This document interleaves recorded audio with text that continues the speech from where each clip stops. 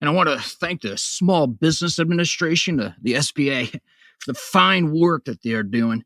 I know that many of my supporters only own one Rolls Royce, unlike Jay Leno, who owns a fleet. Hey, Jay, is that a garage or an airport? So one day, you might encounter the proverbial bumper crop in the road, but not in a good way. I just want you to know that when that time comes, the SBA will be there to make sure that that ding in your door from the smelly homeless person when you had to have the help do a quick Costco run for macadamia nuts to nibble during the game, that ding, it'll be restored to its original luster, matching the avocado liver beige coloration of your adorable snickerdoodle. The one with the peanut allergies. Yeah, that one. She's a cutie pie. God bless our small business owners. They are the job creators. America will never let you down. Even during the proverbial pandemic, which, let's be honest, will never happen. Not my watch. Because I'm the decider. That's right. Especially if you make a healthy campaign contribution or employ a professional basketball player on the Olympics dream team. Because the SBA is for the NBA. Well, the owners. What are we, savages? God bless America. Stimpy, you blithering idiot. You've been using my Rabu Goulet party wig as a coffee filter again, haven't you? Oh, well, I think we'll need to pray about that and ask your father. Shut up, Marilyn!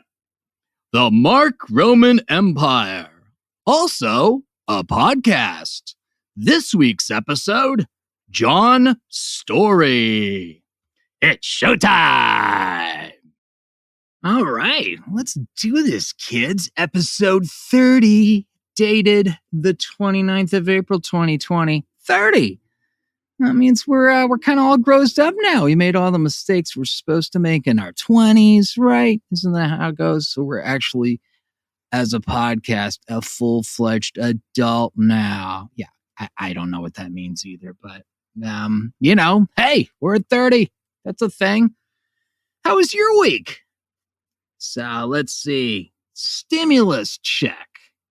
So on Friday, I finally got into the IRS website and was dutifully informed that, yes, you're eligible. Give us your banking info. I did. They're like, awesome. Stay tuned. You're going to get a direct deposit. I'm like, yay. So Monday, I figure the weekend can settle things out. I log in. I want to find out when the direct deposit's going to hit. And guess what they say on Monday? Yeah, so here's the thing. You're all set. We're going to mail your check to the address we have on file. That's going to go out on the 1st of May. Yeah, so that all makes sense, right? Sure. Let's see. Unemployment filed feels like it's been 3 weeks ago. Maybe it was 2 weeks. I guess I'm supposed to get a little card in the mail. Maybe that's another week. I don't know. I'm just reporting this to you guys. I don't even care anymore. Promises. Ground Game LA Mutual Aid Network. I give them a little more leeway because, Jesus, they're a complete volunteer private outfit. They're doing some great work. So I got a lot of patience with any hiccups or quirks. They started communicating with me just last week, which is a pretty quick turnaround. I was really happy with that. So back and forth. Looks like I'll be getting some groceries any day now, but they got to line up. They're bringing groceries to me. That's kind of awesome, right? So they got to match the groceries and make sure it's safe.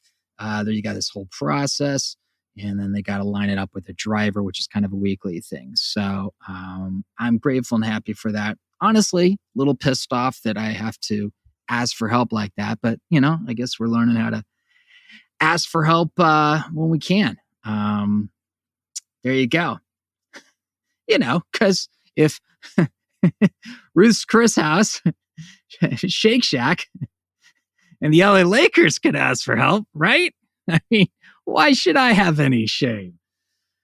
Oh, man. And of course, they're all, oh, whoops, sorry. Oh, yeah, we put our hand in the SBA cookie jar. Sorry about that. Oh, boy. Meanwhile, the unpopular national leadership of my labor union used this pandemic to stage a coup, apparently.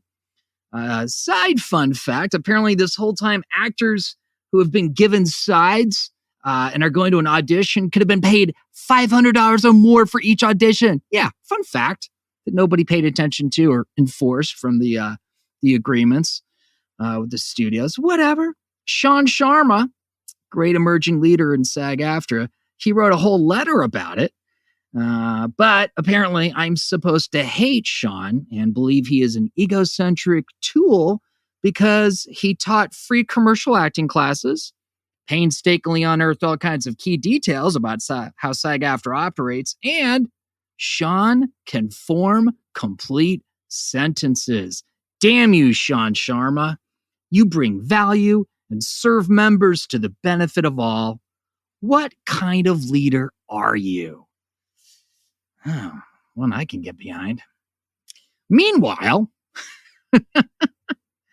I'm supposed to be even angrier at Jeff Goldblum because he asked a question and then added, I might be wrong. Now, cancel the Lakers. Cancel anywhere Rush Limbaugh dines. I can live with that. Sorry, basketball's not my thing. Deal. Cancel Jeff Goldblum, and I'll come after you until you are weeping in front of your children as your daughter asks, Mommy, did Daddy just make a poopy? Why did Daddy have to eat all the asparagus at the fancy dining room last night? And you wonder why I'm building an empire. Hey, second week in a row with musicians. I like musicians. We're bands, if we stick to our ABCs here, actors, buskers, bands, comedians. So there's this band, right? They're in LA. Dig their mojo. Not to sound like Lyle the intern on Letterman, but next level. Yeah, we are taking mommy to the prom and she left her Bible at home. Okay, it's probably not a Lyle thing to say, but I think we can all agree creepy nonetheless. Why am I making this creepy? Because I fucking hate Ruth's Chris Steakhouse. I hate Shake Shack. And now, sorry, I hate the LA Lakers. You are not small businesses. You are greedy pieces of shit. If it does come to it, who knows? People ask, say, I'm talking to a neighbor earlier today. Hey, you think they're going to be rioting in a few weeks? I don't know. But if it does come to that scene near the end of Gangs in New York, when the angry mobs are breaking into the wealthy homes, rioting and causing general mayhem, please address all your hate mail and complaints to Ruth's Chris Steakhouse, Shake Shack, and the LA Lakers. They are the evildoers. They are the reason we can't have nice things. Giving back the money doesn't make it better. No. As Akilah Hughes on Crooked Media's What a Day podcast pointed out this morning during my breakfast, we wouldn't even know they got the SBA money if they hadn't publicly given it back. Yeah, it's like that. What's the Ron Wright joke? Sir, are you drunk in public? No, I was in a bar. They threw me into public. Love Ron White. You haven't lived till you've seen Ron White live. He's amazing. Anyway, I know you can't see him live right now. I'm sorry. Did I trigger you? Yeah. You know what?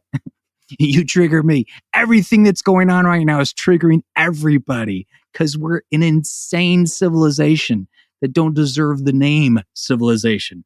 It's like the old Gandhi thing. Do you like Western civilization? And he replied, as Mork from Ork said on stage as Robin Williams, I believe that would be a very good thing. Western civilization. That was my shitty impression of Robin Williams, kind of shitty impression of how Indians speak. So, yes, we're all racist, clearly. That's the takeaway. Robin Williams is. I'm quoting him. All right. I love Robin. And nobody can take a joke right now, which makes me so happy. All right. You know what, guys? What's going on right now is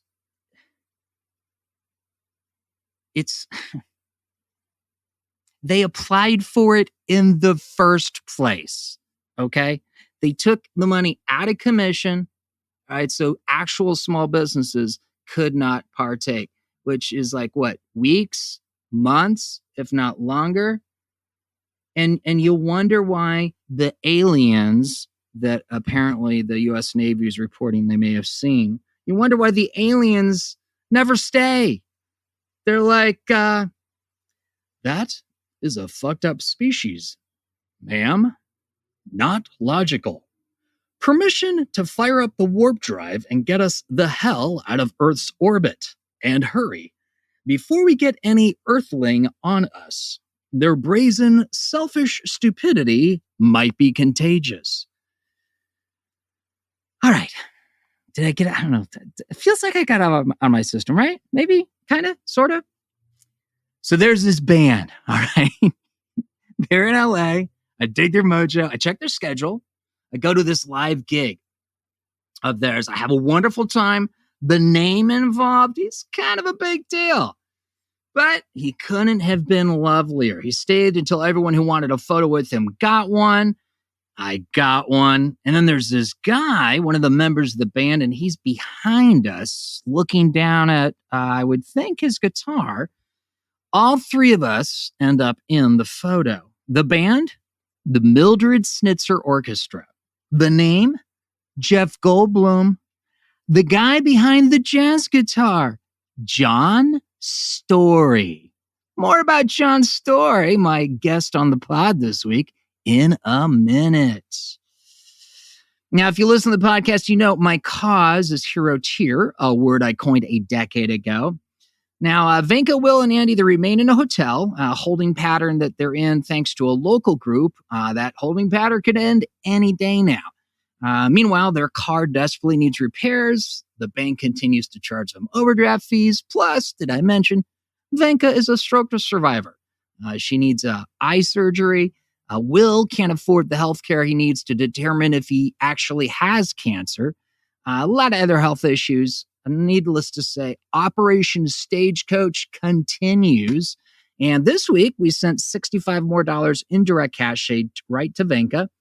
We played cards for Hero Tiers 8. Hero Tier Rick Mavrakis. Sorry, Nick. I truly raked your name over the coals in the Cards for Hero Tiers YouTube video. But to be fair, hey, Nick, you know, I've never had the need to pronounce your last name. We met on set on some crime show in the Bay Area back in the day, I think, and we connected on social media. Fast forward a few years, and Nick's taking a photo of my Lieutenant Frank with his daughters on Hollywood Boulevard. And now, Nick is the latest hero tier. Nick Mavrakis won a 200-word voiceover from hero tier Alicia Perron. She's done voiceovers on shows like Law & Order SVU and Gossip Girl and The L Word. She's also part of the twosome, along with Victor James, that make up the band Fans of Jimmy Century. You can find Alicia on LinkedIn for her voiceover work. And for the band, visit fansofjimmycentury.com. Next week's Cards for Hero Tiers prize is an Academy Awards poster from 2005, autographed by the graphic designer who made it, Hero Tier, Brett Davidson Creative. Now, we got some cool results now. I updated, actually, it looks like it's been almost a month since I did. So this is what we've done so far. This is on, if you go to herotier.org, click on results, you'll see it since December 2019, 48 humans have become hero tiers. That's 7 referred to me, and from a total of 6 hero tiers doing the referring. $714 in direct cash aid was paid to Venka. And since St. Patrick's Day 2020, we've helped some creatives hurt by the pandemic. We've sold 4 items of creative swag via the double down option.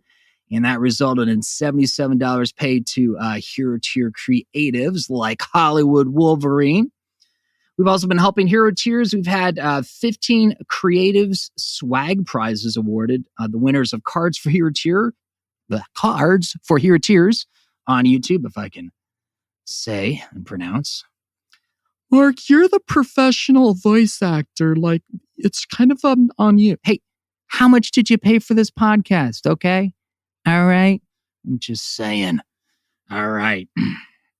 What else have we got? We got a bunch of the cool stuff you can check out on that page. What the social media is like, some articles I've written to promote what's going on with Hero Tier. Of course, the fact that this podcast gives you guys updates on what's going on. We got the locations. 54% of Hero Tiers are from LA, 19% from the Bay Area, 12% from Vegas, 4% from Portland, 2% each from Israel, Minnesota, New York, Vermont, and Albuquerque in the New Mexico.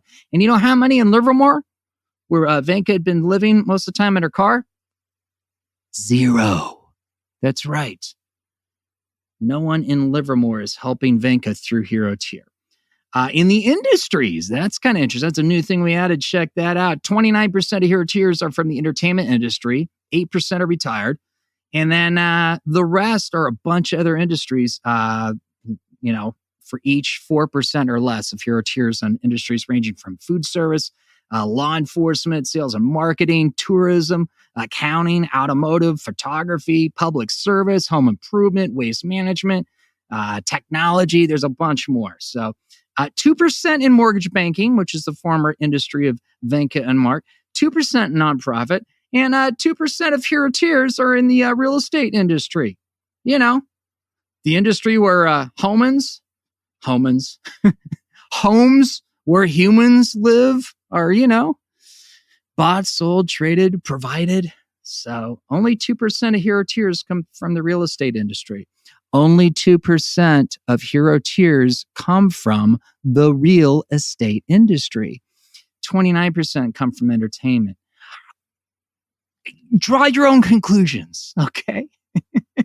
I'm just one guy trying to do my thing here. You can follow Hero Tier on Instagram at Hero Tiergram and discover all the coolness and the latest and what it's all about at herotier.org. I guess it's the thing now.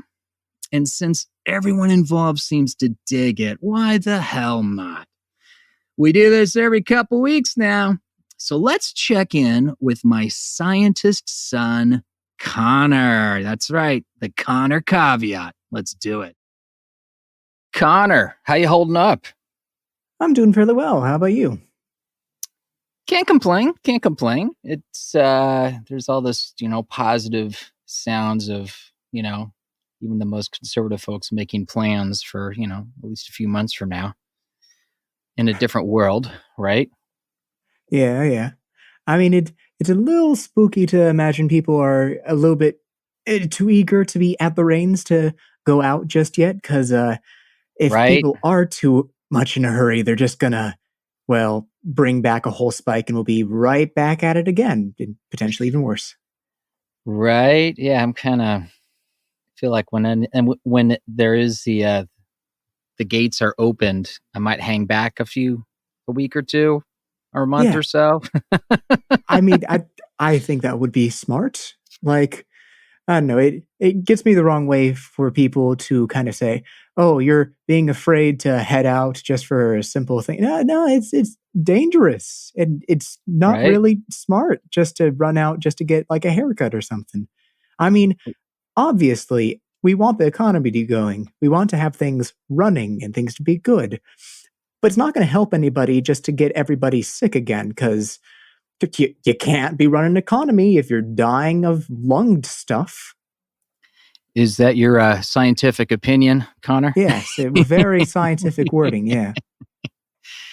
Yeah, I'm right. I mean, wow. It is kind of amazing to see the wheels pop off of so many wagons that were, we would look to as, it's this amazing organization that we should have a lot of respect for. And right.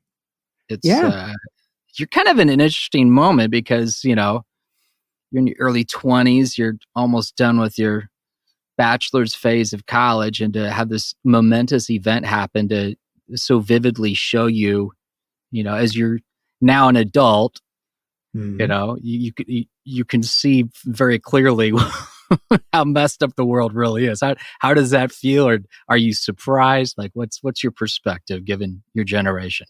I mean, in like 1917, people of my age and younger had a much worse experience. So, like, yeah, it's not necessarily, roses over here, but it's Yeah. just another reminder that things aren't necessarily like quote unquote meant to be this peaceful. Like a lot of history has been just tumultuous, risky, dangerous. We've been in a very, very pleasant time in the past few years. So the fact that we're going back into something, it's not expected, but not surprising.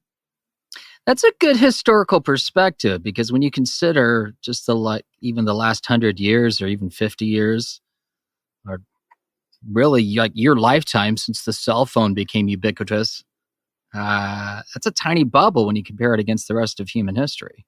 Really is. Just shows you that, well, you probably shouldn't like take things for granted. Fair point. Fair point.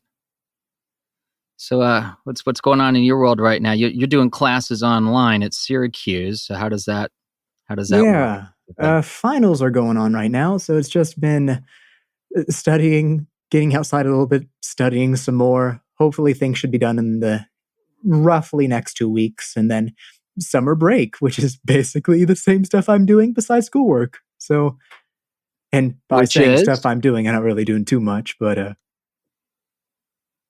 Well, you got a couple gaming groups going on and gardening, right? yeah. I mean, gardening's pretty straightforward. You just go over there, water, weed, take care of things. I have some friends online and some strangers online too nowadays. Cool people, some people from like Australia, Ireland, elsewhere, Nice. and you just play games like D&D online via usually a thing called Roll20 or using Discord to communicate. Yeah, it's just nice to have You these lost me opportunities. there. Oh, sorry about that. You In lost me terms there. of You made references, and I feel like I'm.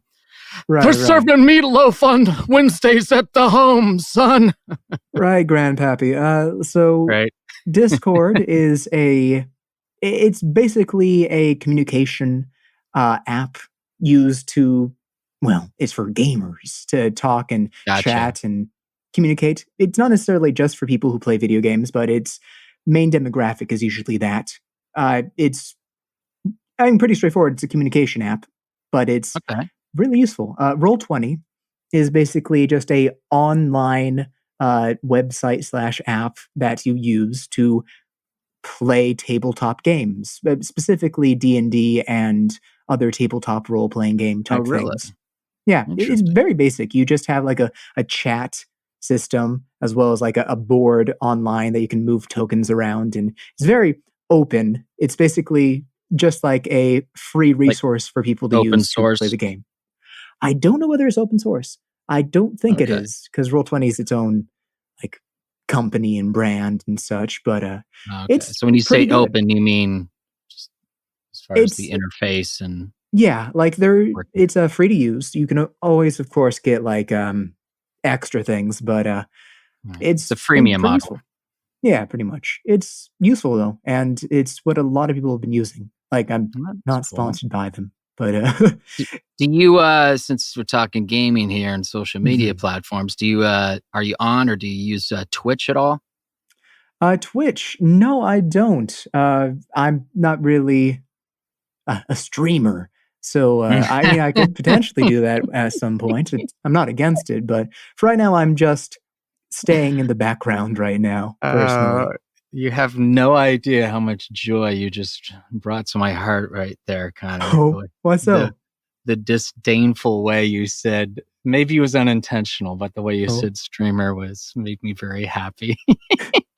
I mean, nothing against them. Like, there's definitely a large group of people who are very entertaining to listen to, but that's just not my cup of tea for the moment. But Right. I mean, I could imagine doing some entertaining things maybe online, but for right now, I don't really have anything. Well, I know the local group here in LA, that's a progressive group, but they're also behind the mutual aid network that's been helping people in need Right. in LA with food and if they're homeless and other things.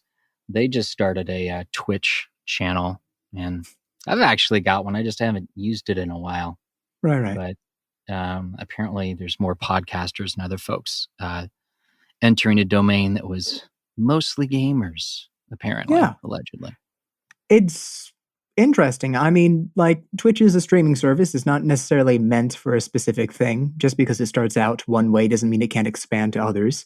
Like, I know that YouTube, like this giant thing, was originally just for people to like post short little videos, usually just like recordings or little snippets of shows. Oh, yeah. It used to have like a time limit, didn't it? Back in the day? Yeah, 10 minutes last recall. Oh, yeah. Wow, it's crazy.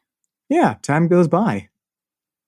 Now I was just literally listening to a story about someone on a New York Times podcast about how someone was getting deep into all kinds of content on YouTube, and they'd listen. They had a job where they could use, like, working in a warehouse or something like that. So they'd be listening on their headphones, streaming YouTube all day long, and then go home, go to sleep with the phone on the, or computer on, and you're listening to YouTube at night, and just all this crazy content, which of course, gets into a whole conversation about the YouTube algorithm. Yeah. What's your thoughts on that? I mean, the algorithm is, to say the way least, you said it. I like the way you said it better because I think you actually pronunciated it correctly. Yeah, logarithm is it's basically a reverse power symbol. So like the log of 10, let's see, the base log of 100 using base 10 is 2 because 10 to the power of 2 is 100. But algorithms are basically sequences of code usually that basically do a thing. It's usually, think of it like a electronic, like code-based machine that does a specific function. Now, the algorithm for YouTube usually looks at the videos that you've watched, compares it to the videos that are around, and then recommends things that are similar to what you watched. There's much more complex code in it, but by and large, it's, well, I mean, the main focus of it is to keep viewers watching it. So, oh, hey, you like this, so watch this. Now, of course, algorithms don't really have consciousnesses to them. They don't have intention or meaning. So you watch that we a know certain of. thing. Yeah, for now. Blah, blah. But look, my roommate back in college is a philosophy major. I'm not. I'm a chemistry major. I can interesting. You proudly guys say have that. some interesting conversations, I bet. Oh yeah, mainly D&D, surprisingly, but that's besides the point. Okay. So for this algorithm, it focuses on showing you stuff that you assumedly would want to watch. It doesn't know what you want, it just sees what you do watch. Unfortunately, if you watch a certain, like, I don't know, something related to video games, let's say, and you start watching that, oh, well, there's this group of other things attached to the tag video games, and it shows you that. And the more you watch a specific thing, you can basically go down a kind of like a downward rabbit spiral. hole. A rabbit hole, which basically just cascades from what you've been watching. At first, you were watching some kind of fun game about Fortnite streaming or something like that. And then suddenly you're going into deep web conspiracy theories about, jet fuel not melting steel beams and all that stuff. That's exactly what the Times podcast was going into. And I saw a little bit of it today, the YouTube algorithm in practice, because they just did the third, because I've got the empire. We created the church, the most holy Mark Roman Empire Church of Divine Touch. So we did the third service today, upload it to YouTube, and then I'm watching it to see how it's doing its thing, and then also to edit it. But then I can see down the right hand side the suggested videos, and I could already see a few. And because I've got keywords like church, Sunday, pray, Bible. Yep. There's like some very earnest looking dudes with their, eat, love, pray, but in a slightly different tone than I think mine is coming from. So I'm like, oh, yeah, that's going to be an interesting rabbit hole to jump down. Oh yeah, no, it's very entertaining, especially if like you're doing research for a project or something, and suddenly YouTube has a very different idea of what videos you're interested in, quote unquote. Right? Yeah. Throwing a little Ren and Stimpy, and I was watching a little bit the other night. Did you ever watch Ren and Stimpy?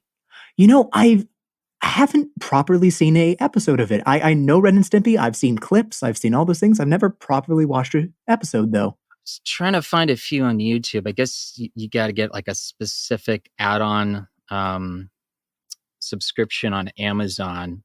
It's a Nickelodeon thing, so you can watch it. But yeah, Right. The legal way, quote unquote. Ren, the Chihuahua. I think I got his voice down a little bit. You know. Oh yeah. Stimpy, you're so stupid. Hey, that's pretty good. Yeah. A little bit, right? Yeah.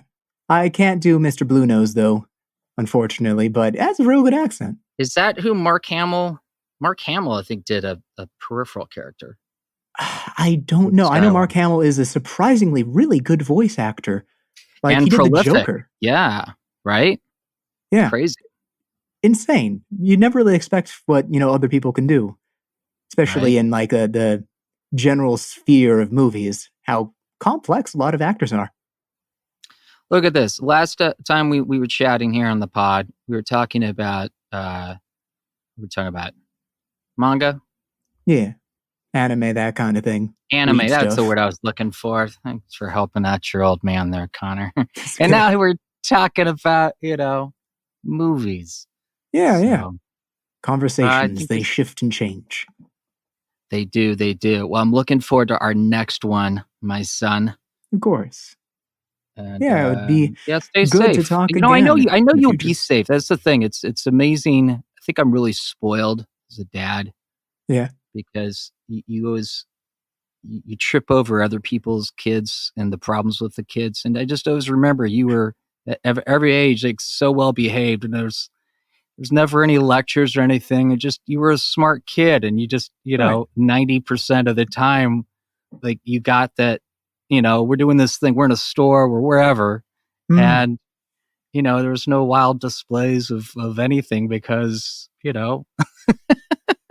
Well, do you know what I'm talking about? Pretty far. Yeah. No, I appreciate it. I think some of the major factors is just a difference in parenting and just that outlook of the child, because each child is very different, and you can't just treat them one way and expect them to act in the same way as every other one. So, kids, right. I mean, they're just little humans. They're complex. They are. I do appreciate that. Yeah.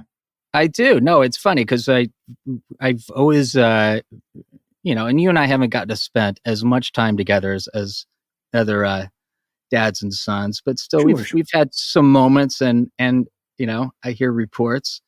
It's I don't know. It's just interesting because you see other kids, and just the kids are the classic one in the shopping,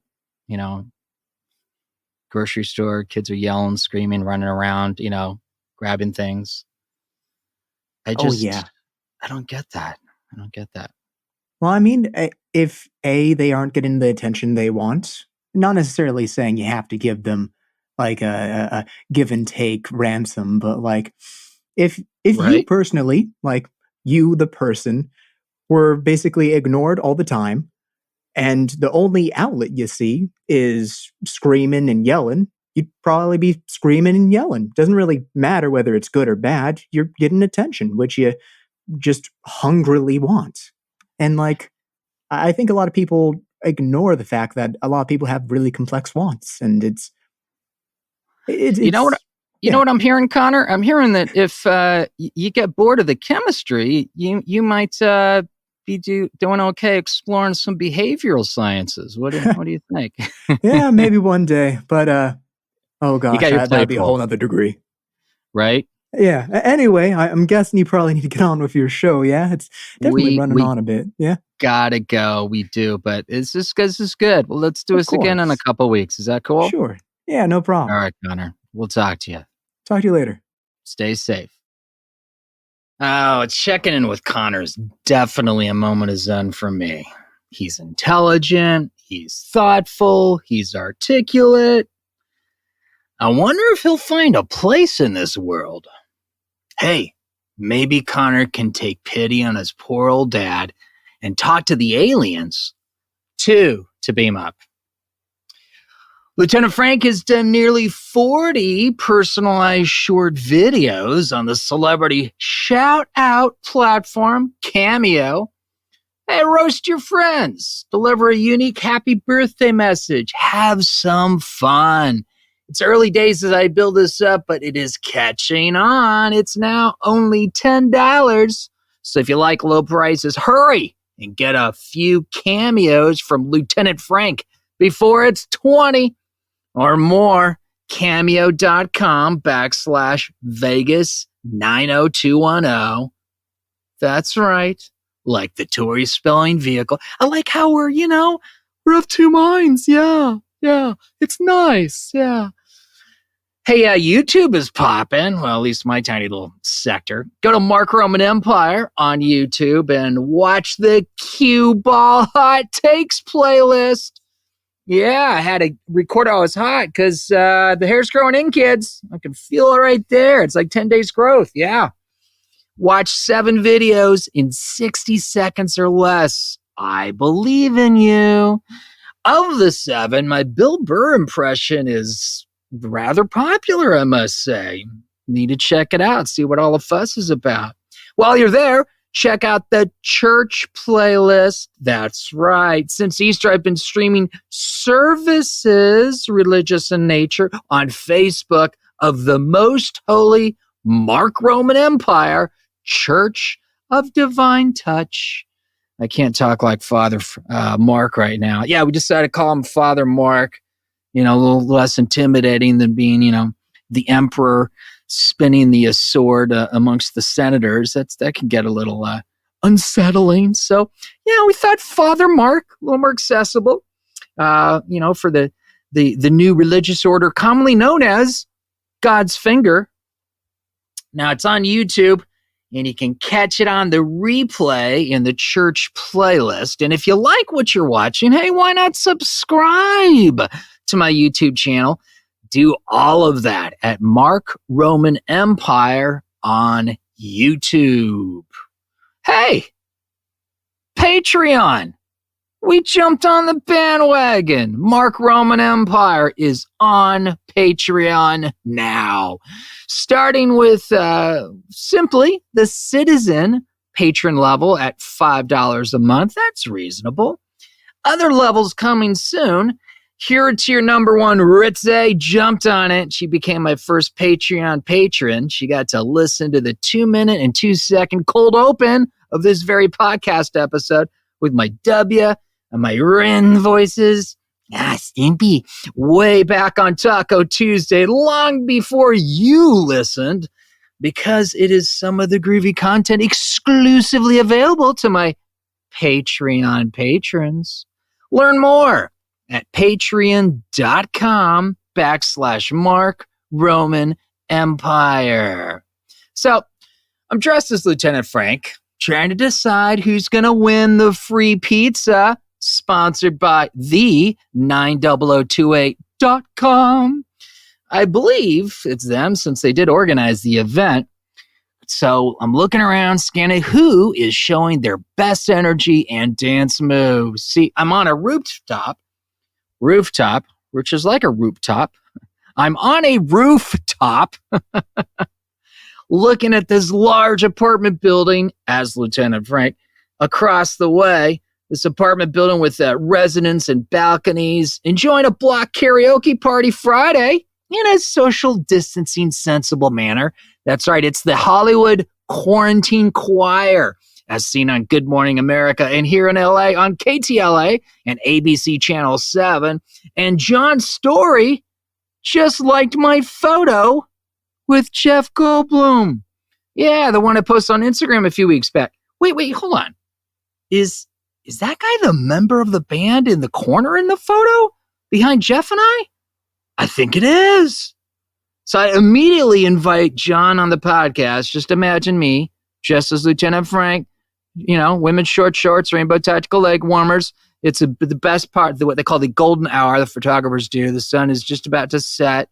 Okay, I'm on a rooftop in Hollywood. I'm looking across. There's a bunch of people really excited that they get to do something on their weekend. They're going to do the Hollywood Quarantine Choir. They're getting excited looking at me. I'm on my phone. And they go, hey, John, can you be on my podcast? Is that cool? You want to do it? You want to be on the podcast? And he finds my terms acceptable. And as, of course, he mentions during the interview, we are in strange times right now with the pandemic, times that made this interview possible. John was lovely to interview, and he certainly has a groovy story to tell. And I'm very grateful that he allowed me to have him tell it to me on the podcast. It was cool. Now, John Storie, just so you know, is the Thelonious Monk International Guitar Competition semifinalist in 2005. You know him from a recent holiday album with Gwen Stefani. I want to say 2018. And you can hear his guitar tracks on Home Before Dark on Apple Plus. That's either out now or about to be out. And of course, he plays guitar as part of Jeff Goldblum in the Mildred Snitzer Orchestra. That's right. I caught him the hour before he teaches a class. So we covered what ground we could during that time. Lots of good stuff. I think you'll dig it. Here's John Storie, as Jeff Garland used to say back in the day, in conversation. John Storie with an IE. That's right. It's great to finally get to chat with you. I've seen you perform not only on the YouTube, but live at the Rockwell. And I'm just delighted to have you here on the podcast. Welcome to Mark Roman Empire, also a podcast. Oh, man, thanks for having me, and glad you reached out. And I really appreciate you having me today. Just let folks know how we met. I went and saw Jeff Goldblum and the Mildred Snitzer Orchestra perform at the Rockwell here in Hollywood, and you were an integral part of the band. And so when I reposted a photo of myself with Jeff, he's always very gracious, spending a lot of time after the show to get photos with anyone who wants them. You liked and made a little comment, and we started talking back and forth, and here you are on the podcast just a few days later. So, yeah, man, and it's always fun to these days. It's one of the best ways to just connect with our fans that come see us. With Jeff, I love seeing people post clips of the show, and it's always nice just to give a shout out and say hi. It's how nice these days that we can do that with something like Instagram. And a lot of these folks I've stayed in touch with, and they've come out to other gigs, other concerts that I do with other people and other shows. And it's just a great way for us to connect to people who are going out and checking out the music, for sure. And you've got a phenomenal album I've been listening to on and off through the weekend here, Ponderosa, which came out recently. We can talk about that here in a little bit. Great, but thanks. The first question I got to ask you, John Storie, is that a stage name? Yeah, it's funny, man, is like other people have actually asked me that, and I had never even thought of it. No, that's my real name. Okay. Storie is a Scottish version of the Story or Strey. When I was in England recently, I met a couple other people with the name Storie spelled like it sounds. Right. But they knew that, like they knew the difference. There's other last names like that are spelled with IE instead of EY or Y. And that's the Scottish version of it. But it is funny, man. It's like other people have asked, there's been a few other people who have asked me that, and I had never even thought going into this career. I was like, I kind of have a name that works as a stage name too, Right. It's really cool just aesthetically, because it's a really simple, there's not a ton of letters or consonants or syllables. But just that IE instead of the Y, it's that little detail that just kind of, tugs at your lapel, so to speak. And I feel like I'm channeling right now what I would imagine Jeff Goldblum might say. You'd probably That's really funny. Encounter that a lot, right? Yeah. Oh, totally, man. Yeah. He's a character, but yeah, that's funny, man.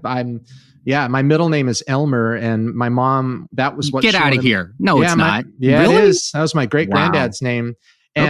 And my mom actually wanted that to be my first name. Now that would have been a real stage name, Elmer Storie, Right. Right. Wow. So, yeah. That sounds like a play in New York in like the 50s. Exactly. Yeah. Elmer and my great granddad Elmer Storie and I have very different lives.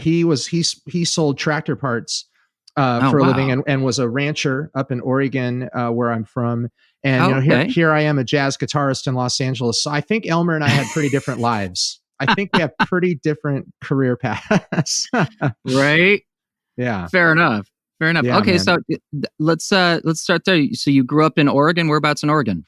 Yeah, man. I actually grew up all over up there. My whole family's from Pendleton, Eastern Oregon. They're all wheat farmers out there. And then lived in Bend for a little while, Central Oregon. That was where I really grew up as a kid. Went to elementary and middle school there.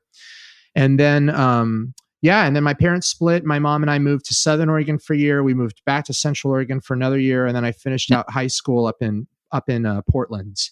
And, now, how old were you when your folks split? I was 13, so I was going. Oh, wow. It was in 8th grade, and musically it was an interesting time. It was like I remember about that age realizing that guitar and music in general was something that not only did I just love and enjoy it, but it was something that if I really practiced and worked on my stuff, I could improve. Because when you're that age, you still don't really understand, I think, or have the belief of like, oh, I can actually get good at this if I practice. I think you just think like, well, I'm good or I'm not good at the guitar. And so interesting. And when my mom's a musician, and so my mom, I was living with my mom. My dad had actually had a stroke and was in an assisted living home. And so my mom and I went on, and she really inspired me. And one of the reasons we moved a lot was each town we went to, we just tried to find the best place for me to go study music. Cool. At that time. What did she play, your mom? She's a classically trained pianist, and she taught K-5 general music for 25 years. So she's a music teacher also. Oh, fantastic. Yeah, man. Interesting. My mother was an English teacher, and I published a newspaper in college, which got me into trouble, and words continue to be a passion of mine. So it's interesting to see a similar route for yourself.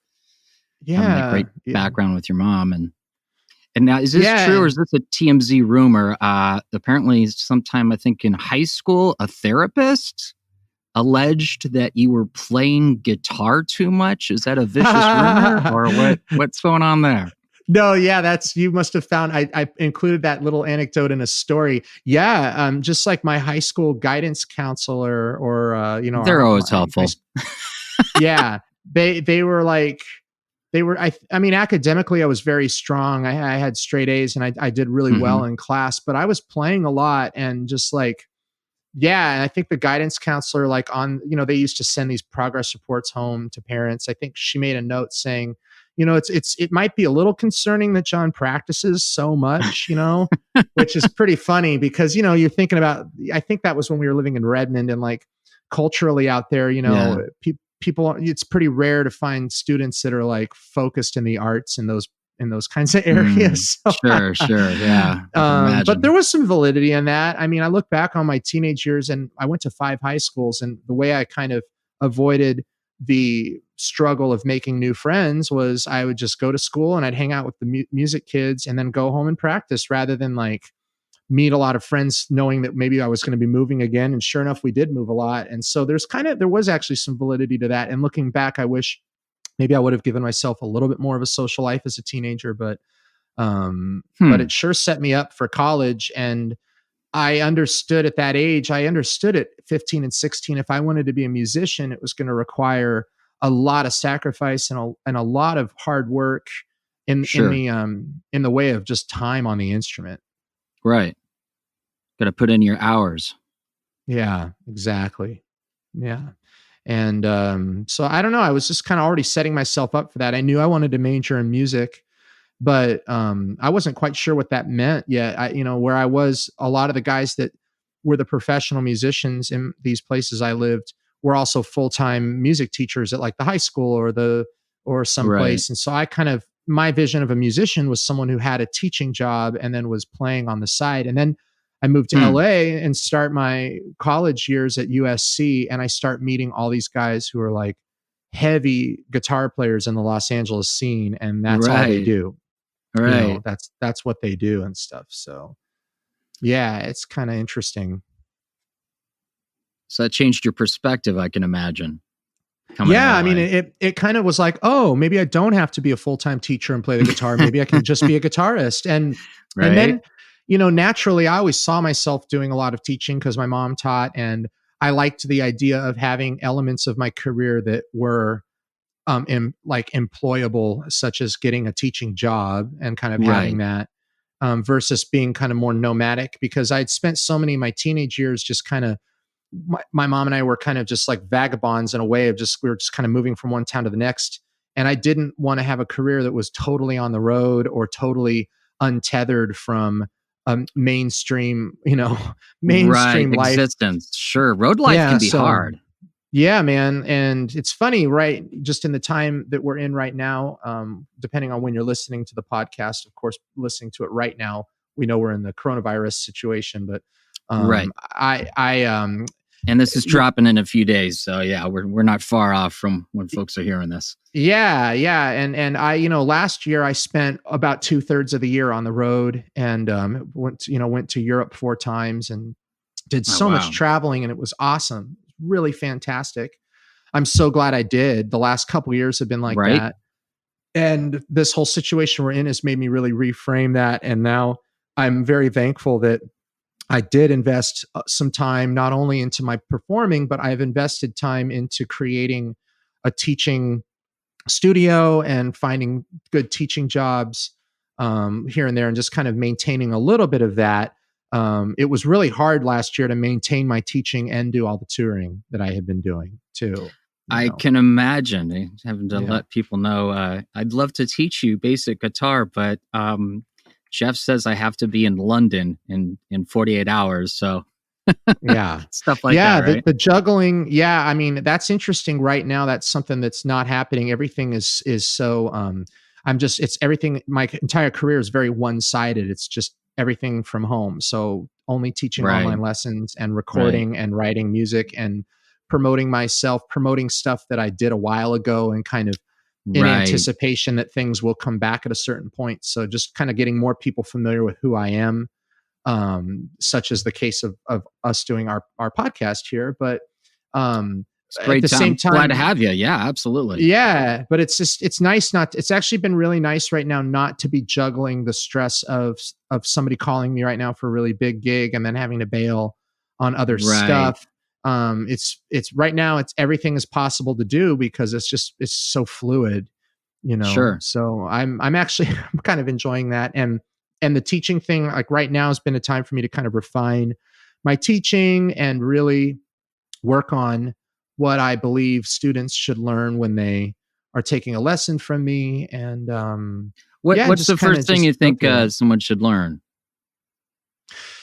Well, that depends if it's a beginning student or someone whose music is familiar with certain functional skills of music, or someone who's really, really advanced in coming to me to learn like how to improvise as a jazz soloist. What would you say is the breakdown of your students right now, as far as like beginners versus experienced?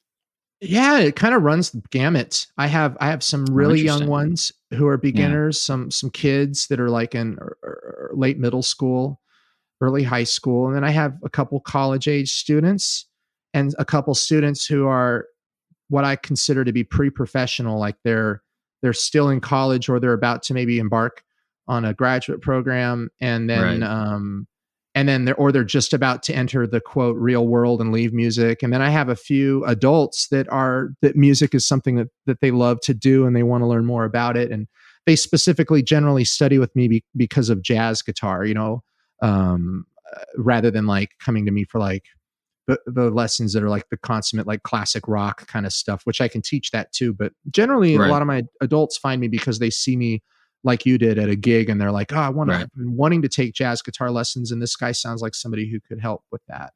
This guy's got the chops. He knows what he's doing. or even if it's just like, it's rare to see guys like me that are really like super focused in jazz. There's a lot of guys that play jazz and even gig around Los Angeles in the jazz scene, but there's few guys that like that's all they do, and it's other than Specialty. a few other Gotcha. other than a few pop things that I've been called for, and like other stuff I do with singer-songwriters and whatnot, I pretty much am mainly working all in the jazz scene. So, which I love. It really helps me focus and kind of refine the music, and rather than kind of like playing a wide variety of styles and having to sound good playing a lot of different styles. Right, Which is hard. Guitar players and I think guitarists and drummers, maybe bass players too, I think we are called on the most to just play the widest variety of styles, and that in of itself is a real skill. General utility session player. Yeah, exactly. Yeah. Interesting. I neglected to ask you when we were talking about your ute. What was the initial draw before, you had guidance counselors worried you were playing the guitar too much? What drew you to music? Was it just to being around, your mother playing and teaching, or like what drew you to?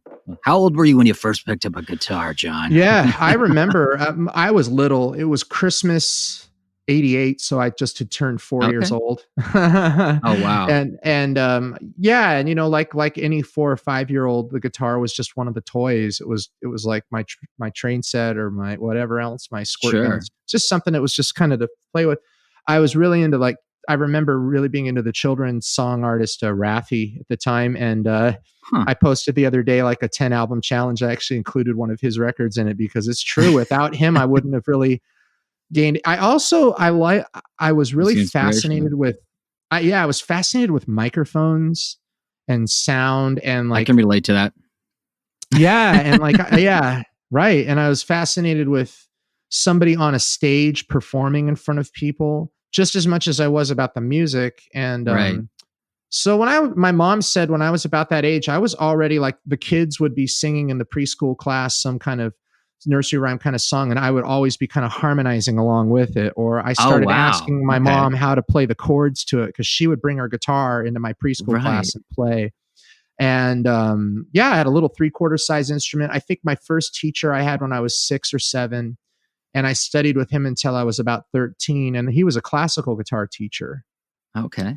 So I studied classically, and I didn't have an electric guitar until I was in 7th grade. I borrowed the school's Fender Strat to play in the jazz band. And then that was when I didn't think I was good enough to play jazz at that age. I was just like, I was kind of scared about joining the jazz band. And then why? I just felt like I felt like I was more of a folk singer guitar player. I played G, C, and D. I didn't know, I thought jazz was just too hard to play. And it's funny, my dad. It is difficult to play though, isn't it? Yeah, it is. It is. But I remember funny enough, it was actually my dad. I remember he picked me up from summer camp. This must have been that summer before 7th grade. And when he picked me up, he was like, yeah, Mom is saying maybe next summer, instead of doing this camp, you do a music camp, and band camp. Yeah. And I was like, yeah, maybe. And he was like, what about doing a jazz camp, since you got into the jazz band at school? And I remember telling him in the car, I was like, I don't know, Dad, I don't think I'm good enough to play jazz, and he was like, oh, you should give it a shot. You should really give it a shot. So, and my dad my dad's not musical. Really, he didn't really grow up with music and have a musical background.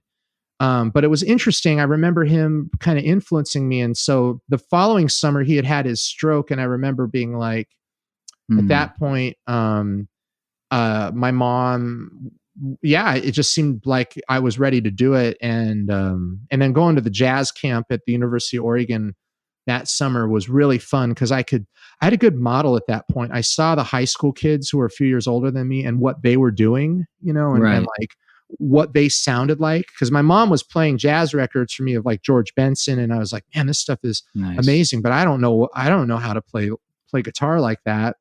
But when you hear someone who's a couple years older than you trying to play like that, it gives you a little bit more of a reasonable target to kind of be like, okay, maybe next year when I come back, I can. Accessible. Yeah, exactly. Yeah. Would you say that your reluctance to tackle what you perceived as much more difficult playing jazz guitar, did that feel like that was coming from a place of lack of confidence, or more of a place of just your deep love and appreciation for the music, and just seeing the disconnect based on your experience up to that point of what you're able to perform versus what you've enjoyed, and you're like, I'm not there yet, and Yeah. I want to do this justice. Like, what would you say was the Yeah, no, I motivating think it goes back of that to feeling? like just when you're a kid, just this idea of, oh, I'm not good enough to do that, versus having just enough experience at that age to be like, oh, if I practice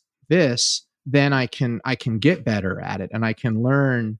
And it's not like these guys that sound amazing on guitar are superhuman. They, it's like if they could get there, then maybe I could get like there or to that level of in my own way, And that was a big revelation. You just didn't know the pathway. Like you had the interest, and you knew that you were going to have to put something into it. You didn't necessarily know what, and you were just looking for that doorway. It wasn't that you had this reluctance or fear. I can't possibly do that. Just like, well, I'd love to, but like how? Because you appreciate it, the nuances of it. Yeah, exactly. And just also the the nuances, and at that age you're just kind of hearing something for what it is. You're not listening to a lot of the details, and I don't know. And then I did feel like when I came back from jazz camp, I was successful. I felt like I learned some new chords, I learned some new songs, and I had like something to actually aim for. Maybe some handlebars. Yeah. Yeah, exactly. And then, interesting. Then actually I practiced a lot, and I got like my sophomore year, I got into the all-state jazz band, which was like the biggest moment of my life. I was like, oh my God, I'm the best guitarist in the state at my age. When you're in high school, you think about that stuff. Kind of blows your mind, doesn't it? Yeah. And then there was a buzz of my friends, and I started meeting other kids around the state who I'd met at jazz camp. Celebrity already. Or just like I felt like I was part of this community of good young jazz musicians. And right. That's when I was lucky enough. My mom was like, well, let's move to Portland because there's better teachers there, or not better, or just there's more going on there. There's right. more bigger town, more stuff. More opportunity. And man, I'm so glad I had a mom that was willing to do that, for the sake of me having more opportunities. I think many of us are grateful to your mom. Oh, thanks, man. I really dig your tunes, and I just love the whole mojo, of what Jeff's doing there. But I like what you're doing on your album Ponderosa too. Get to all that stuff in a sec. I did want to mention or ask you, because it's like this classic thing. I come from a stand-up comedy background, and I always imagine and fantasize about, being some type of singer or musician performer on stage. And I hear that a lot of musicians similarly fantasize about being some type of stand-up comedian. How do you fit in that? And then the follow-up question would be, clearly bands, there's different personality types that seem to correspond with for different instruments or, positions you play in the band. And how does that maybe affect your perspective on whether you want to be a stand-up comic or not? Yeah, man. I love entertaining. I love looking out at an audience and seeing them entertained with the music. Some jazz musicians aren't into that. They're really introverted, and for them, it's like they create music for the sake of creating new music. And right. I like being loose on stage. I love having the mic. I mean, I'm a chatterbox. I'll talk the audience's ear off if I'm not careful, but I do enjoy that. And I try to be funny and cool at the same time in certain ways. And I really do enjoy that aspect of live performance. If that's it, I mean, I really miss it right now. Definitely. I miss hanging with an audience and like getting that feedback from them and feeling like I'm giving them something that they can enjoy. I miss that a lot right now. But yeah, I that's interesting that you'd say that, because I don't know if I've like aspired to be a stand-up comic, but I admire people who are really quick on their feet and are really funny, and because that's definitely a skill, of some chops that you can have when you're in front of an audience. That's really great, Well, it's really interesting, and maybe this explains, my draw to what you guys are doing with the Mildred Snitzer Orchestra, and also what you've done with the New West Guitar Group prior. It just there's a Vegas variety show, vibe from like the 50s and 60s that you just don't see a lot anymore, but you guys are doing it. In fact, I think there's some interview with you where someone specifically referenced the old school Vegas showroom acts from the 50s. And, I'm always like, on YouTube watching reruns of the old Johnny Carson show, usually with Don Rickles on. And so it just did, or the Rat Pack. And it's just, there's something about that live vibe. And it's a very jazz thing too, where there's a lot of improvisation. You've got some standards that are known, some songs and whatnot, and some bits that might be familiar. But there's this kind of giddy, almost intoxicating sense of you don't know what's going to happen next, but there's definitely something going on and it's magical and it may never happen again. It's very fragile and it's like vapors. It's just there dancing in front of you. And to, go from a great song, a great band playing to suddenly there's this, riff off of something in the crowd, a comedic bit, and just, the camaraderie between and the playful banter between the members of the band. Like I love that stuff. Yeah, it kind of comes, if you really dig far with the Vegas showroom acts, it comes from vaudeville, and the idea of a show where someone would go see a show and there'd be a tap dancer and a singer and then a magic act and then a comedian. Right. And like, that kind of went by the wayside, but I think Vegas really caught on to that with just the nature of how that was with how Las Vegas in the 60s and stuff kind of came up. A lot of the guys that were in vaudeville acts, the older, especially musicians and arrangers and stuff, they kind of built that scene in Vegas with those shows. And then that carried on into the 70s and 80s. And then you have shows like Siegfried and Roy, these big, like huge magic shows, which really stem from that. And it is something we've talked a lot about with our show with Jeff, because Jeff's a rare actor in that he performs an instrument and say that again. And and he's not a comedian, but people think he's kind of like a comedian in some ways. And he's played a wide variety of roles.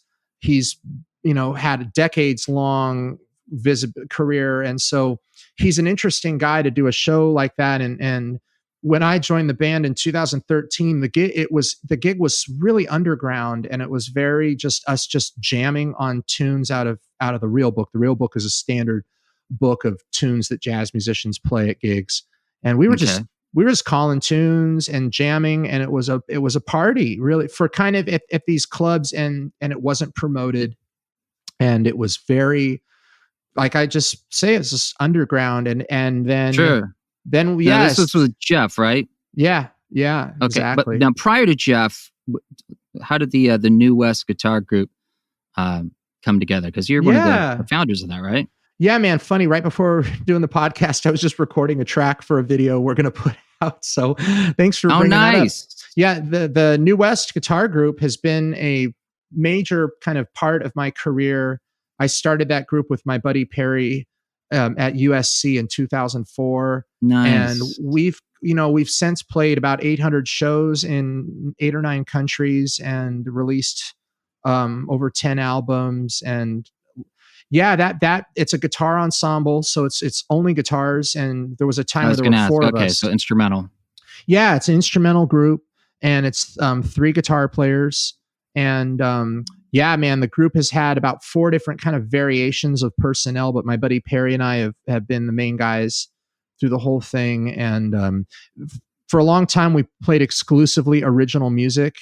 In our early 20s, it was like kind of the time for us just to not really care and just like write whatever we want. Yeah. And then as we slowly started building an audience, we started realizing, people really enjoy the covers, and there's a way we could do cover tunes and our originals and make it all kind of be this thing, and the guitar spans so many genres so well, so we could be influenced by all different kinds of guitar playing for the group. And man, it's been really a fun project and something we're going to keep going. And fortunately, it's a group that actually in a time like this, it's great because we all have home recording rigs. We all can record and video our parts, and we can still put out a lot of content right now. And it's a challenge, very challenging group to play in because without drums and bass, the groove and the feel is really on all of us at the same time. Yeah, you don't have the your leader there setting the beat for you. You guys got to be in synchronicity with each other. Exactly. Yeah, and we call it heavy lifting. Like the group is a lot of heavy musical lifting because in other groups, when you're playing with a traditional rhythm section, you kind of have like a very specific role that you're playing. You know, you're just kind of comping, and then you're maybe improvising or playing single lines. But when it's a group like this, like we all have to hold it up and have this impression upon the audience that there's a lot more going on than there really is. Now, the benefit, of course, of not having a drummer is you never have to worry about your drummer spontaneously combusting, as has happened in This Is Spinal Tap. Have you ever experienced that in any of your the various bands you've been worked with? Figuratively, yeah. Figuratively, I've had drummers blow up on the bandstand. No, we joke about it all the time. Like being on the road is the easiest thing ever because we all have very similar personalities because we're all guitar players. Right. So how would you describe that personality, the guitar player? I mean, overall, we're all pretty chill guys, you know, and there's not really a prima donna in the group. It's not like a vocal group where there might be somebody that, and I'm not calling out vocalists, but, you know, obviously. It's a thing. I mean, there's a personality type that lends itself to, you know. Yeah. Yeah, if you're holding a microphone, people are expecting you to do something into that microphone, you know? There definitely is. And when you're holding an instrument, you know, yeah, you could sing, but, you know, if you never sing, nobody's disappointed because you're holding an instrument. The expectation is, all right, well, I'm going to hear this person play that instrument. Yeah, exactly. Yeah. Plus, like, you know, I think as guitar players, we're used to equally being accompanists as we are leaders. And that's really nice for this kind of a group because there's times where one of us really has to kind of direct and lead the arrangement and the other people are kind of playing more of a supportive role. If we were all used to just playing accompaniment the whole time or all used to being leading all the time, sometimes it might be hard to make certain musical choices, but it's a format that after all these years of playing, I understand why more guys don't do it because it's really, you got to get the right kind of players together for a group like this. Balance. Sure. Yeah. And you have to have this mindset that like, you know, you gotta sometimes you're a chief and sometimes you're an Indian, you know, you have to have, if you really get set in your ways, and it's hard because we all definitely get opinionated about stuff certain times. And this group has just been like, it's the closest thing to I imagine what a long marriage would be like. After a while, there's like there's all this give and take. You know, that analogy's been made before about bands. So that's understandable. Yeah. So, now, but I'm lucky with that group. Yeah. Are all of the members of the New West Guitar Group part of the Mildred Snitzer Orchestra? No, I'm the only one that plays with Jeff. Yeah. Perry lives in New York. And the other guitarist is Will, and he's here in Los Angeles too. But Goldblum is my gig. So yeah. Well, let's talk about that. What how does one join Jeff Goldblum's band? We all want to know. Yeah. Well, you know, like it's the same exact thing for every other gig in the jazz scene. It's like when you're one of the guys in a scene, your name gets tossed around when somebody needs a guitar player or needs a piano player, and gotcha. The guy that you're had been on the playing short list. I mean, there was a guy who'd been playing with him for a long time, and then took another gig, and a position opened. Yeah, and then he recommended me. And I just started kind of playing. And at first I just thought it was a really cool thing. I was playing with this celebrity but I had never thought it would turn into what it has the last, I'd say 3 years. It really has blown up, hasn't it? Huge. Yeah. Huge.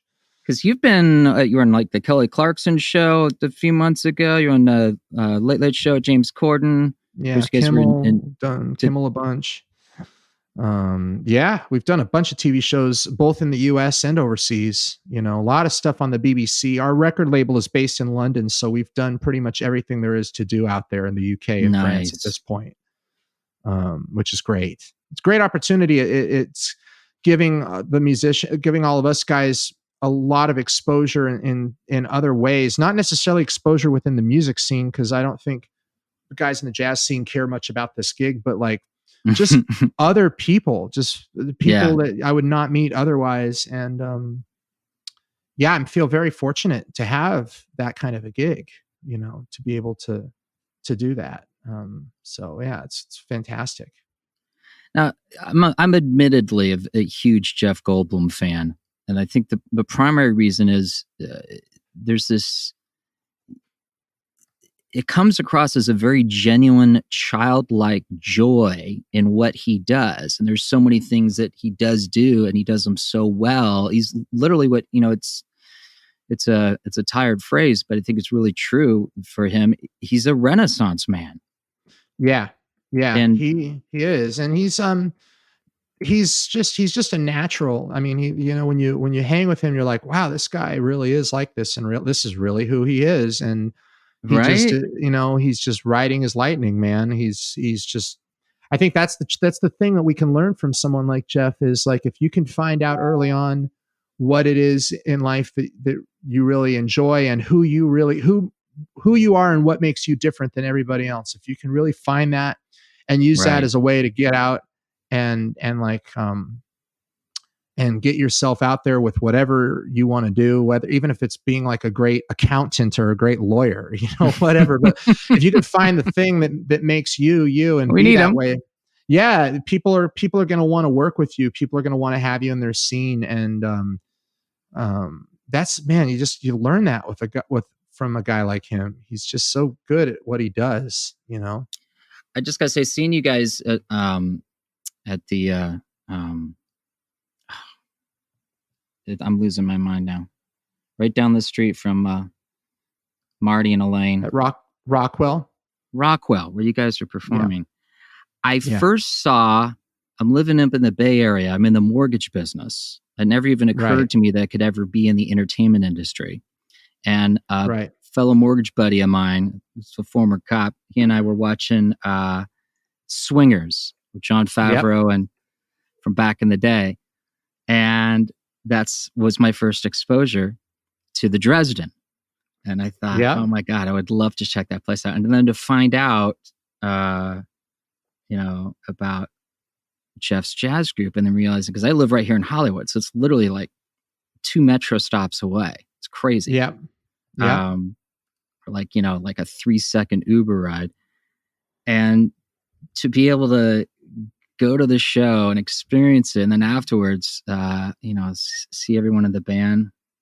Jeff's there, available, super generous spirit. He could take off. Everybody who wanted a photo, the time I was there, they got a photo with Jeff. He's like very generous, very, not that there's anything wrong with Jack Nicholson, but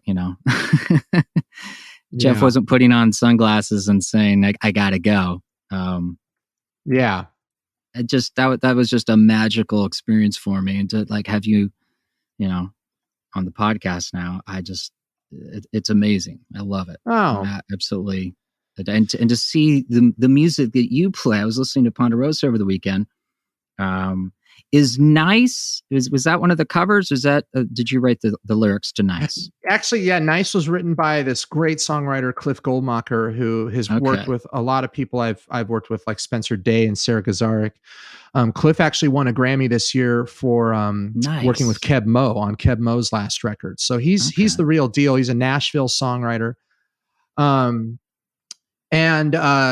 I kind of gave him a few little things. Like he basically wrote the lyrics, and I kind of harmonically changed some stuff. And then I had a couple other little ideas just for the song. But that song resonated a lot with me.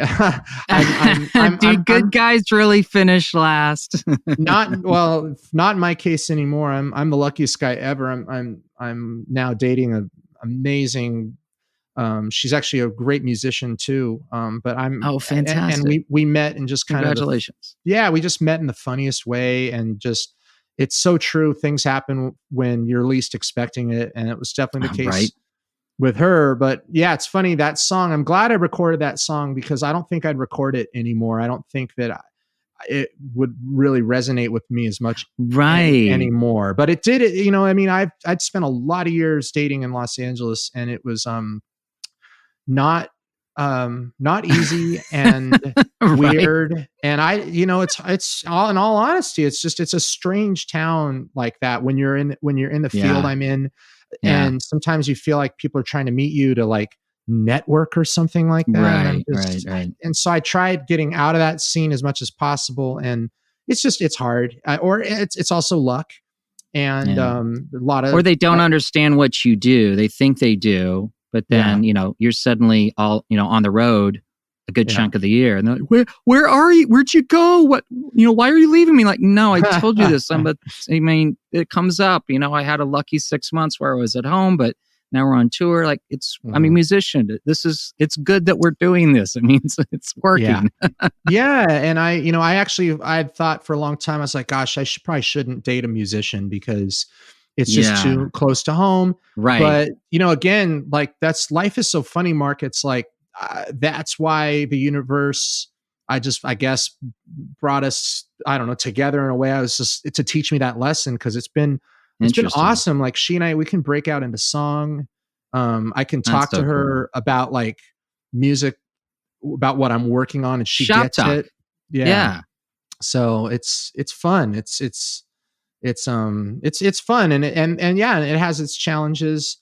With this whole quarantining thing, it's like we can't really be in the same place at the same time, because we're teaching so much, and you can't really teach simultaneously 2 lessons in the same space. It's a little hard to do that. So anyway, but we're making the best of it. But anyway, but that song, it's funny because I sang that song on my album release party, and she was there. And it was kind of when we were just had started dating, and she was like, "Really? Do you think that's true?" And I'm like, "Yeah, I have thought that's true. Actually, I do think that. I think nice guys just it's not that they finish last. It's that, like, they don't. It took me a while to really understand kind of how people date in modern society. I don't know, because just naturally, it's just not a game I really enjoy playing. I like just being myself, right? So I don't want to be like projecting to people that I'm different than who I am, so it takes a lot of energy. To not be yourself. Yeah. Exactly. I spent the first 3 decades of my life doing that, and it wasn't until The Big Short that I realized you can be an entertainer. It's okay. It was a similar moment to like right now with the pandemic. A lot of people's lives are being upended, and things that people thought were secure and taken for granted, they're not anymore. And there can be a huge, freedom and liberation in that. You can walk away from some things that, maybe frankly weren't the best. Yeah. And, Yeah, exactly. Yeah, it is. It's in a way, I think we're all getting cleansed of certain things in our life, and whether we wanted to or not. And man, it's an interesting time for people like me in relationships, and it's an interesting time, I'm sure, for people who have been married to someone for a really long time. I can imagine people too who their spouse is typically like a workaholic and always at the office, and how different life must be now that they're home all the time. I've been thinking a lot about all that, and So where you go, how you are living your life and what you're feeling about that, the relationships you're in, that you find that definitely affects the music that you play and the songs that you write and the music that you compose. It's unavoidable. It's unavoidable because the emotional connection musicians that we have just with the instrument alone and with the music itself, because music, some people consider it a language. For me, it's not as much of a language as it is just a direct emotion. Like you can play something that people recognize as happy, and you can play something that people recognize as sad, versus if I say a word, it's not necessarily going to invoke an emotion of like happy or sad. It could just invoke an emotion of like pencil, pen, paper, It's like your guitar is a very complex emoticon. Yeah. And I think that's what music teaches us, is that there is such a broad range of emotions that we have the potential to really feel, and most people don't feel a broad range of emotions. Most people avoid the emotions that they should be feeling, and they try to avoid them. And then they get comfortable feeling certain emotions. And that's what's great about music and art, is that really, I think how people interpret it is that they connect it to ultimately a feeling of like, this makes me happy, this helps me chill out, this makes me think about the past, this makes me think about the future. So when you're on the musician side of that and you're coming up with a record, you can't help but avoid that, unless you're just inherently a psychopath. Right.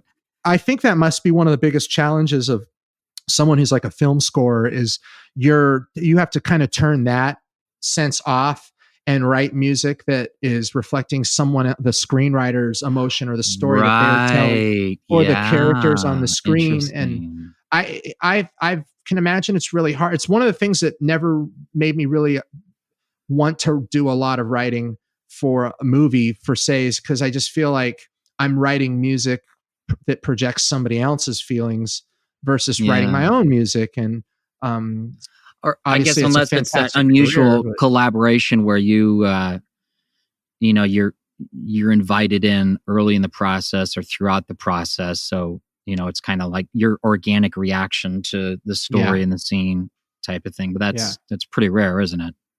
It is. Yeah. So my record, it was long overdue. I should have done that record years ago, but I'm glad I didn't. I'm glad I did it when I did. Records cost a lot of money. It's like buying a little Toyota Yaris. Yeah, right. It's expensive. It's about that same price. And so it took me a while to kind of have the capital to do it, and I didn't want to crowdfund it. And and of course, I wanted to kind of share my experience of how it felt to be from Oregon and then live in Los Angeles. And I wanted all the music to kind of be that spirit. And it's a nice mixture. Thanks, man. You got some tunes with some lyrics. You get like nice. You get just guitar melodies. It's a great little listen. I listen to it on Apple Music.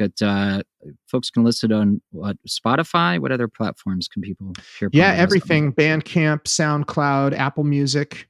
You not only went to Bandcamp, you're on Bandcamp. I'm on Bandcamp, which I love Bandcamp. I think Bandcamp is that good? Awesome. Yeah, they're doing so many great things for musicians these days too. They gave all of their profits again last Friday to musicians. I mean, and I like the idea that people can listen to something for free. And then if they listen to it over and over and over again, if they're obviously like really engaged in it, then at that point they have either the option or they're required, depending on what the artist feels, to contribute to that track. And I think that's a really cool model, actually. Yeah. It's a freemium model. Yeah. Very cool. I mean, because it's the horse left the gate. Get you hooked on the cocaine. Yeah. Yeah. And I think the consumer has forgotten that the nobility, the feeling of ownership of what you buy. Like when you own somebody's album, you actually have a piece of that artist in your house, and you're one of this X number of people that bought that record. Versus something that's just streaming and floating around. You never really own anything of that artist. And I think people have lost what that feeling. It's really great because it just makes you feel like you're a part of history. You're a part of like what's going on with music at that time. I find it. I'm in it, man. Exciting. I'm part of the thing. Yeah, exactly. Yeah, man. Do you find that music is seductive, obviously in a romantic way, but outside of romance, just in the way it can kind of sneak up on you and tap into feelings and emotions that, maybe, you haven't experienced before as a listener, or that, you've pushed off. And how do you feel about that? Definitely. Yeah. It's like you can have a conversation about something without actually letting people know that that's what's going to happen. You just go down this primrose path and people are like, oh, it's just music. Oh, I like listening to this. Okay. I'll take the journey, Yeah, I've had interesting people. I had really interesting responses for even with New West, because New West is instrumental music and there's no lyrics. It leaves a lot more room for interpretation for the listener. Right. And we've had people reach out to us and say things like, oh, we play, like the same song. There was one lady years ago that reached out and said, oh, we played, I just want you to know we played your song at our wedding as I walked down the aisle because I just really love that melody. And and then how does that make you feel? Oh my gosh, it's so wonderful. And then it's funny, dude, the same track a number of years ago, a guy reached out and said, hey, I just, we had my dad's memorial service and I love that song. And we played that song at the memorial service. And I was like, that's just so wonderful. And to me, it's how fascinating that people can interpret the same song that way. Right. It's just, it really baffles me. And it's kind of I feel like it's a responsibility for me to put out as much of this as possible, because you just never know how somebody's going to use it and live with it and be more free with it, and I early on, I remember I had a teacher that said, hey, John, when you go out and be a musician and get out there and share with people your world, always remember and ask yourself, how am I contributing to my community in a positive way right now? And what am I doing to even make the people around me feel like that they know a genuine person in their life who cares about them. And I, for a long time, I didn't really understand what he meant by that. And then you start teaching lessons. You're like, oh, I get it. Like what I'm doing is actually contributing to a part of somebody's life right now. And is it weird to have someone take the art that you've created and, there's a lot of specific intent that is behind what you've created. But then they take it, in a direction that you hadn't anticipated or intended. Like, how does that, Yeah. Oh, it feels amazing. It's awesome. It's really cool because I'm like, wow, that's how that person hears that. I didn't really hear it that way. It's kind of like, I take it as a compliment when somebody says, man, your song really reminds me of, your song really reminds me of this other song. Some musicians get kind of offended by that. I love that. I think that's really cool, so it is interesting.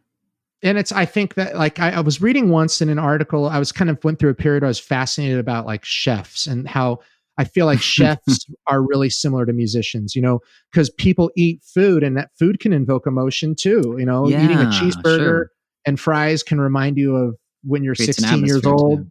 Or, eating, salmon can remind you of your grandma because she cooked salmon, something like that. Right. And and this chef was interviewed and he said, the hardest thing about being a chef is when somebody says, oh, this tastes a lot like blank, like this tastes like chicken. Right. He says, that's the biggest thing. That's the most offense anybody could give me. And I'm thinking, man, that's a difference, because for me as a musician, I enjoy that because that means that somebody's connecting what I wrote to another emotion that they felt when they heard Bruce Springsteen's Streets of Philadelphia, and then they hear my song Leaving Here and they're like, man, that reminds me of that song. What they're actually telling me is, oh, I made you feel that way. Like my song made you feel the same way. And I think that's awesome, man. I think it's beautiful. And it, I want people to be connected to how they're feeling, because that's how we heal. That's how we heal people. It's how people are helped, and how you build positive community. Right. And back to Goldblum's gig, we'd play Glastonbury in front of some odd 55, 60,000 people were in the audience. Amazing. I mean, it is just the craziest moment I think it was the craziest moment of my life. It actually was, playing a solo in front of 60,000 people. So far. And it's so far. Yeah. And just the vibe you get on the stage like that of wow, all these people are feeling the same thing. We're all sharing this experience, and man, it's so powerful. It's like staring at the sun. It's so powerful, So, yeah.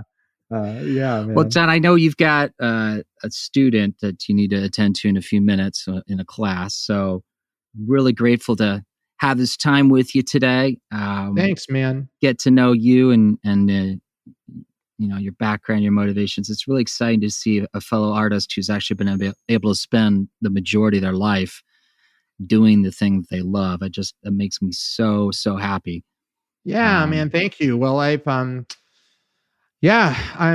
lucky, and I'm 35 years old, and we're going through this coronavirus thing. It's an interesting time to be this age where I'm just now established in my career, and then all this happens, and you kind of wonder what's next. Right. But I just have to have faith that there's going to be opportunities for us to perform again, and new opportunities. Oh, absolutely. There's going to be new things that are going to be as a result of this. And so I'm just trying to be as prepared for that as possible, and be as open-minded as possible, and grateful for my health and my family and friends' health during this time. That's the most important thing.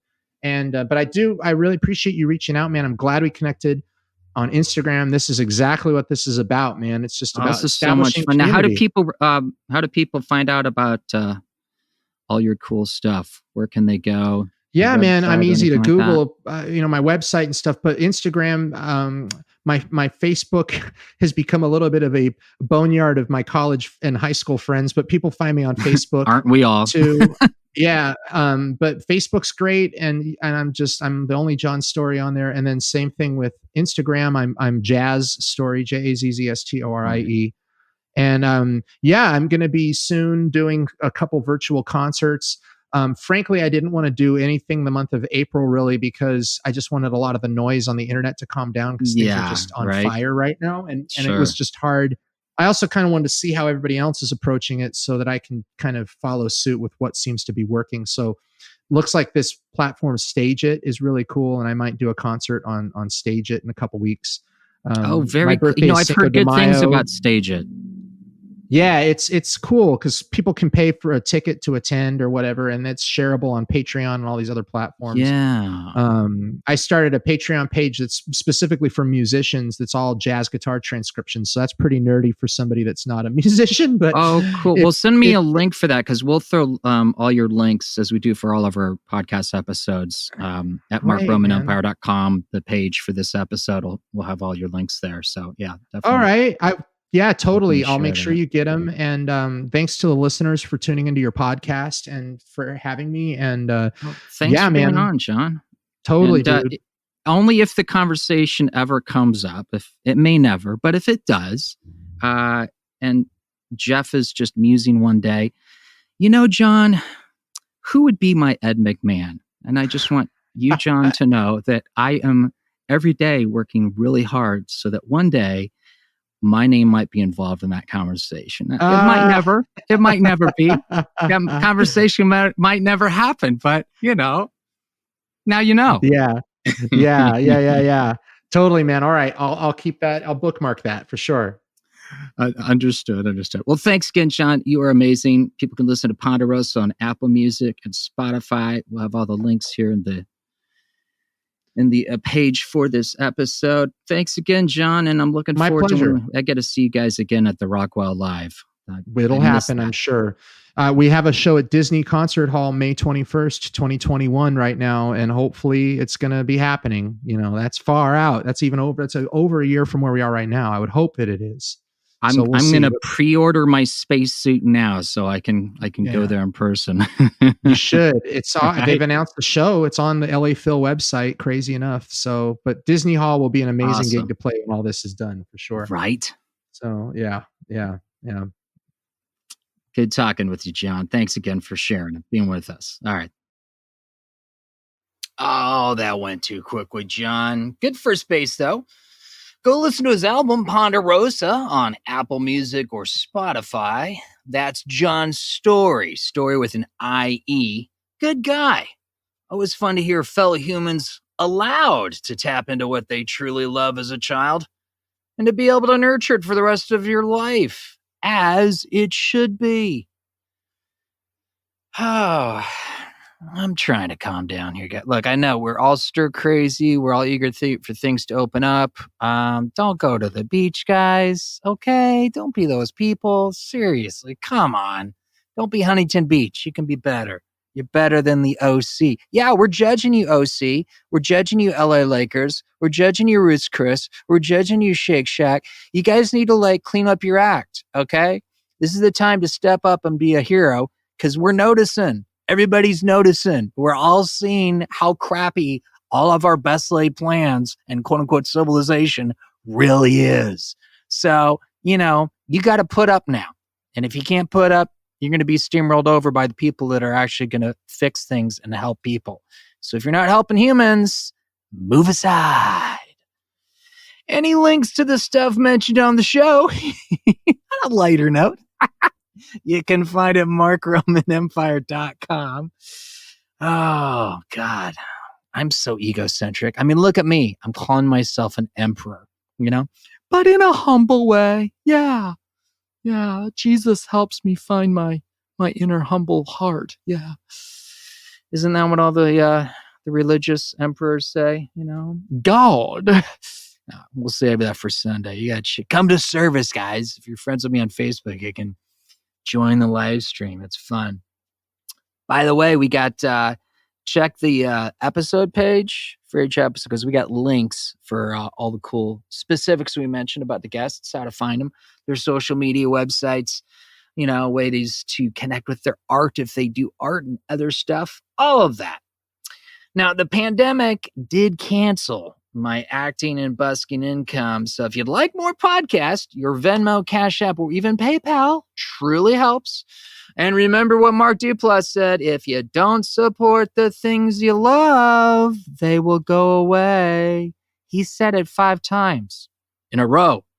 It's true. MarkRomanEmpire.com, click tip jar. And on SoundCloud, there's a link to my Venmo there as well. Look for the blue support Mark Roman Empire button. And of course, we're now on Patreon, patreon.com, Mark Roman Empire. Patreon.com/ Mark Roman Empire. You can figure that out, right? And you can find lots of cool perks with more on the way. We're going to have more levels and all kinds of cool stuff, content you can only find on the Patreon. If you're a patron, as little as $5 gets you in. Hey, thanks to all of our listeners across the globe. It's like, yeah, I used to collect stamps. I'm a nerd. What can I say? It's kind of cool to see all the people from different, cities across that I've never been to, and some I can't even pronounce, but you're listening to my podcast. So you're awesome. If you are not in the US right now and you're listening to the podcast, thank you. Thank you. Thank you. I'm amazed that you'd even want to listen to anything from the United States these days. So I wouldn't blame you if you didn't. We're nuts over here. We have no idea what the hell we're doing. We're insane. But you want to listen to my silly little podcast, and I'm really grateful. Thank you for doing that. And I want you to know, I see you, Los Angeles, but I also see you, Alabaster, Alabama. I see you, Budapest, Hungary, Lahore, Pakistan, Ankara, Turkey, and, can I pronounce it? I think I can. I believe in myself. I will sell this. Oh, no. Sorry. Yeah, we don't do real estate on this show. We don't. But I see you. Okay, I'm going to get this. Abeokuta, Nigeria? Abeokuta, Nigeria. Did I get that right? Write in and tell me if I didn't get that right. I want to get it right. Abeokuta, Nigeria. I think that's what it looks like. Abeokuta, Nigeria. Abeokuta, Nigeria. I like it. I dig it. Hey, tell a friend there. We can get to a few more folks that are listening. Are you a hero tier? We've been helping to house Venka and Will, house them, mind you, since December 2019. We've been helping creatives since St. Patrick's Eve 2020. We need 3,000 to bring Venka and Will and their puppy Andy home. Leave no human outside. Also, only Hero Tiers can win cool prizes in the weekly Cards for Hero Tiers game. Yeah, it's like Cards Against Humanity, except it's for humanity. Yeah, we're doing that. We're those people. On our YouTube channel, Mark Roman Empire on YouTube, Watch Cards for Hero Tears number 9 on Monday and find out who wins the Academy Awards poster from 2005. Yeah, I think that was the year of, what was it? What was it? Clint Eastwood film, $1 Million Baby.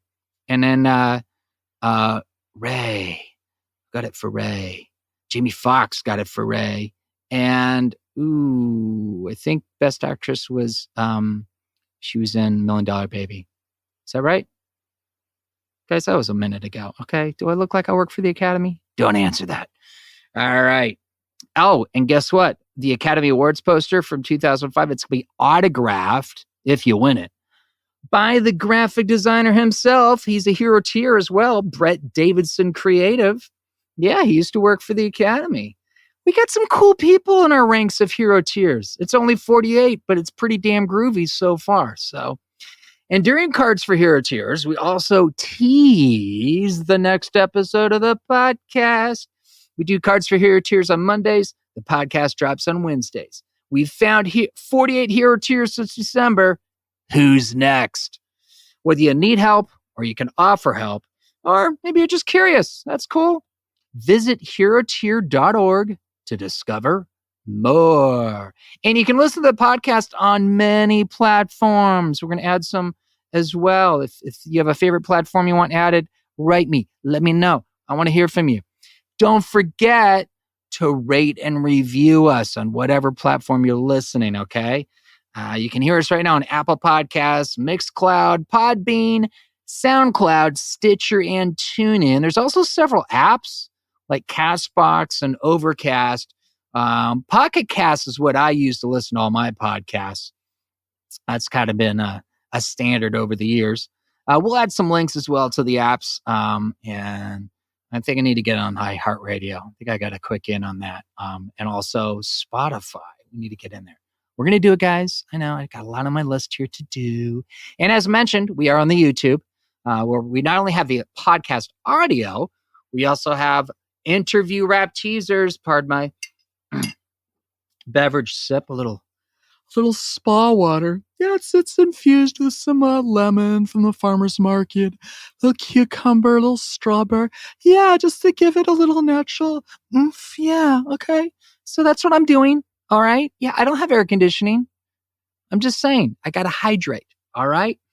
So I hope you're enjoying the air conditioning you have if you got it. All right.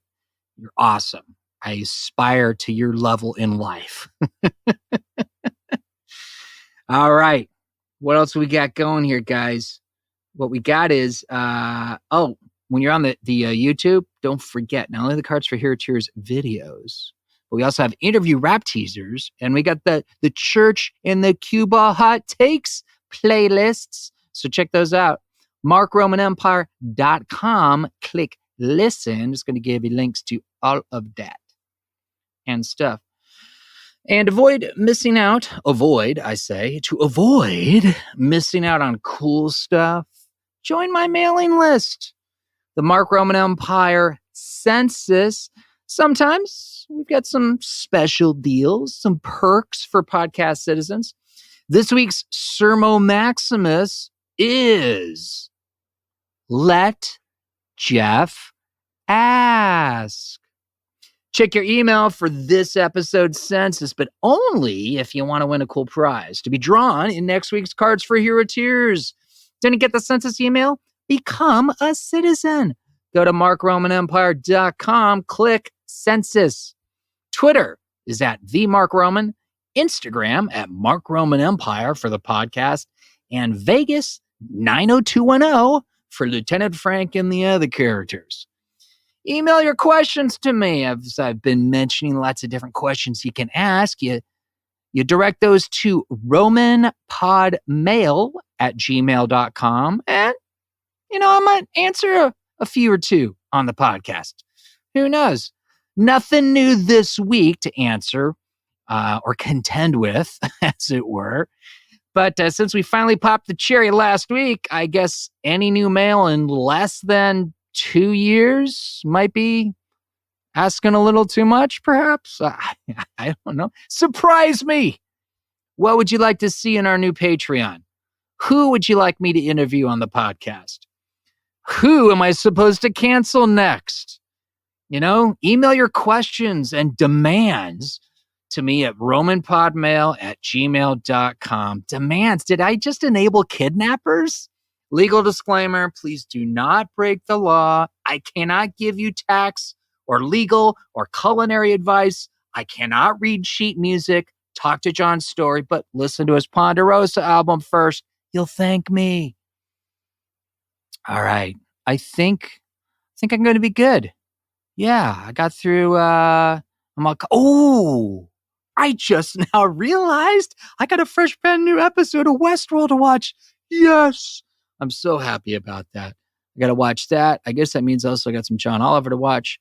Oh man, I might not get back to Bosch. Oh, Bosch is good. Bosch is always good. I love every season of Bosch. Amazing. I just wish we could separate the cool content on Amazon from all the evil that Jeff Bezos is waging against his non-union workers in the warehouses, packing the boxes that we all depend on. We got to fix that. Maybe the Screen Actors Guild, since they have all the celebrities, they could advocate for... Oh, yeah. Yeah, never mind. Until next week, it takes a busker. Remember our fallen buskers, Clallan Monroe, Prince St. Paul, Christopher Dennis, and Alexander Desser. No fear, hero tier. I am the Mark Roman.